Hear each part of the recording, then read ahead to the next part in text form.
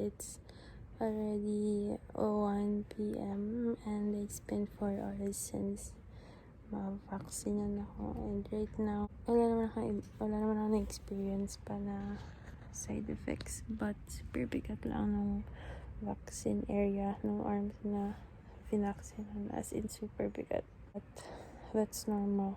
So yun, antok lang ako now, so I'll sleep first and let's see.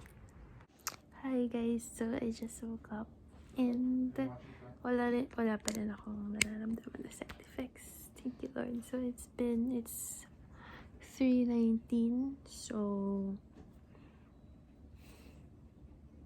9, 10, 11, 12, 1, 2, 3, 7 hours na, and I'm still okay. It's just that talagang may heating sensation na nagkakanap dito sa area. And mabigat siya guys, pero yeah, again, it's normal. So yun, kakain muna ako because I'm so hungry, and yeah. Hi! So I'm back. Nalobot ako kanina, but yun, nakakain ako right now, and nakaramdam lang ako ng onting hilo, but again, that's normal since nasabi naman kanina na part yun ng side effects, and just goes to show that the vaccine is really working, so I'm not really bothered about that. So yun, and the overall process, I was super happy kanina. Ang bilis nung pila, ang bilis nung proseso, ang daming ushers na nakakalat, so talagang hindi ka maliligaw or hindi ka malalos, hindi mo na kailangan magtanong kung ano next step because they will be guiding you talaga on each step.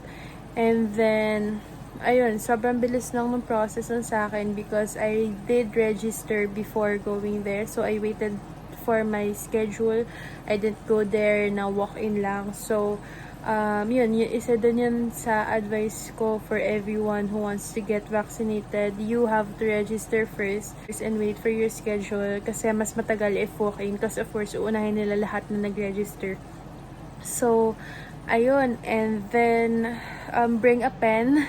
Muntik na ako walang ballpen kanina, buti na lang na-save ako ng bag ko, may ballpen. But yeah, bring a pen. And then yun na nga, about the process, it was very easy.